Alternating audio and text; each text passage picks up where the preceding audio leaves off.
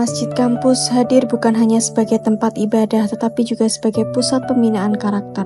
Proyek ini kami buat untuk menelusuri bagaimana masjid UKMKI dan mahasiswa bersama-sama menjaga nilai moral di kampus. Nama saya Tasfiat Sabina. Nama saya Asadi Hasan. Nama saya Adenia Fitranisan. Saya Nagila Citrita Afandi. Perkenalkan, nama aku Ahmad Sajjad Hasan Labidin, biasa dipanggil Sajjad. Aku dari Fakultas Sains dan Teknologi. Kebetulan seperti yang disampaikan, sekarang diamanahi jadi ketua masing-masing. Bagaimana kakak melihat peran Masjid Nurul Asmi sebagai pusat kegiatan spiritual dan kultural mahasiswa? Pertama mungkin sedikit meluruskan bahwa masjid memang jadi tempat apa namanya istilahnya tadi pertanyaannya pusat kegiatan, tapi di sini ada di Universitas Airlangga sendiri ada banyak organisasi keislaman, mulai dari tingkat fakultas, tingkat univ, dan kebetulan masing-masing ini jadi yang tingkat univ. Menurut kakak, tantangan terbesar Masjid kampus saat ini dalam menjangkau mahasiswa lokal? Ya, tantangannya sama seperti pada umumnya. Bagaimana kegiatan yang ada di masjid itu tidak dianggap sebagai kegiatan yang eksklusif untuk orang-orang yang paham agama, orang-orang yang santri, atau orang-orang yang sudah dalam tanda kutip soleh gitu kan, merasa saya tidak mau kegiatan masjid karena saya masih jelek, saya masih saya masih kurang agamanya dan lain sebagainya, saya masih belum berkerudung, saya masih pakai celana dan lain sebagainya.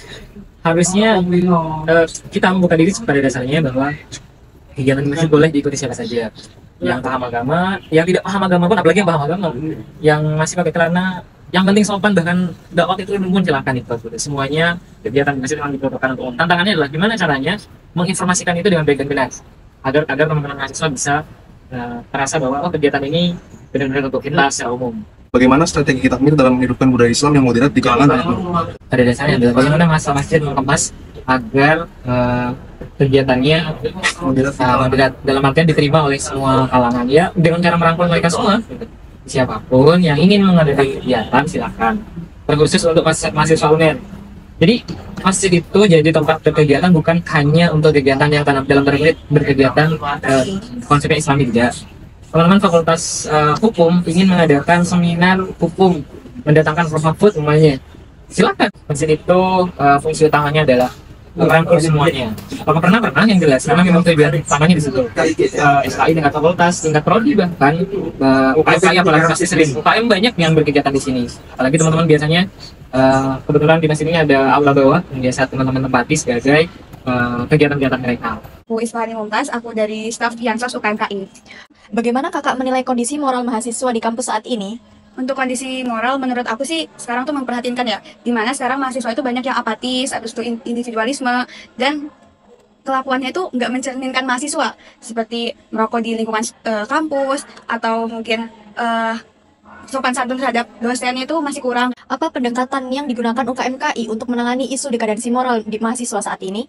Nah, kalau untuk di internal UKMKI-nya sendiri, kami ada yang namanya mentoring, gimana nanti ada kakak-kakak mentor yang bisa membimbing kami dalam berbagai isu, tidak hanya di dekadensi moral, tapi juga isu-isu yang ada saat ini. Dan juga banyak sekali kajian-kajian dari UKMKI yang memang membahas tentang etika atau tentang moral kayak gitu. Apakah kegiatan keislaman di masjid menurut kakak sudah cukup relevan dan menarik bagi mahasiswa? Kalau untuk relevan, menurut aku itu udah relevan, di mana kegiatan di masjid, kajian-kajian di masjid yang diselenggarakan oleh UKMKI tidak hanya melulu mengenai fikih, tidak hanya tentang sholat, puasa, itu kan kalau di luar itu kajian-kajian majelis di luar itu biasanya kayak tentang fikih kayak gitu. Nah, kalau di UKMKI sendiri udah banyak kajian tentang politik kayak gitu, isu-isu seperti kemarin RUU, kemudian kayak tentang Palestina, itu udah relevan dengan masa kini gitu. Apa ide program kolaboratif yang bisa dilakukan antara masjid dan UKMKI untuk memperkuat budaya Islam di kampus? Untuk kolaboratifnya mungkin untuk terdekat ini gitu, Idul Adha gitu, ada kurban yang dimana panitianya itu sebagian besar dari anak-anak UKMKI. Kemudian kalau misalnya Idul Fitri itu misalnya ada kajian sebelum maghrib yang nanti diberikan takjil dan juga ada tarawih berjamaah. Maka nama saya Triam Trawiranata, saya dari FEB. Baik, mungkin langsung saja ya kak, apa yang kakak pahami tentang istilah dekadensi moral? Kalau dari sejauh pengetahuan saya selama ini, dekadensi moral adalah proses atau terjadinya penurunan moral pada seseorang. Oke, baik. Apakah kehadiran musola di FEB itu membuat kakak lebih dekat dengan nilai-nilai keislaman?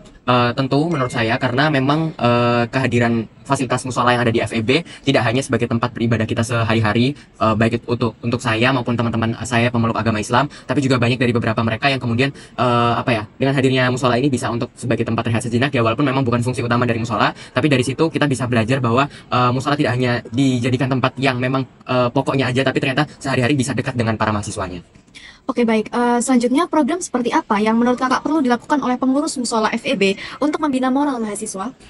Sejauh ini belum ada program yang sifatnya pembinaan untuk mahasiswa yang pemeluk agama Islam di FEB ya. Sehingga saya mungkin ekspektasi atau harapan kedepannya adalah pihak pengelola musola yang ada di FEB bisa untuk menghadirkan program-program yang sifatnya pembinaan bagi para mahasiswa pemeluk agama Islam, yang tentunya juga disesuaikan gimana biar mahasiswa ini bisa tertarik untuk ikutan juga. Seperti itu.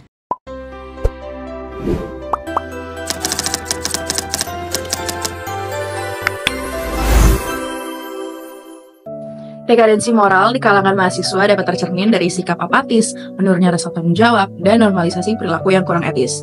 Di lingkungan kampus, fenomena ini mulai terlihat meskipun tidak terjadi secara menyeluruh. Menurut kami, faktor yang paling berkontribusi adalah pengaruh media sosial yang mendorong gaya hidup hedonis, serta kurangnya pemahaman dan penerapan nilai-nilai spiritual dan etika dalam kehidupan sehari-hari. Hal ini membuat sebagian mahasiswa lebih fokus pada pencitraan dan kesenangan sesaat dibandingkan dengan pengembangan karakter dan moralitas. Mengapa mahasiswa enggan ke masjid? Yang pertama, program kegiatan yang kurang relevan dengan kegiatan mahasiswa yang saat ini. Yang kedua, anggapan bahwa masjid hanya diperbolehkan untuk orang yang agamanya sudah baik. Yang ketiga, di era digital saat ini, mereka lebih tertarik kepada media digital. Harapan masjid kampus ke depannya, yang pertama, masjid yang ramah mahasiswa, yaitu terbuka, inklusif, dan tidak menghakimi. Yang kedua, konten dakwah digital melalui YouTube, podcast, dan TikTok dengan tema kekinian. Yang ketiga, mentoring akhlak dan kepemimpinan yang menggabungkan nilai-nilai Islam dengan soft skill.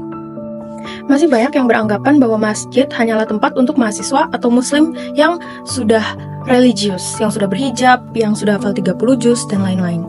Tapi ini salah, karena masjid adalah tempat pusat ibadah di mana orang-orang harusnya bisa belajar. Masjid harus mengajarkan keterbukaan dan kasih sayang sesuai dengan ajaran Islam, yaitu tidak membeda-bedakan.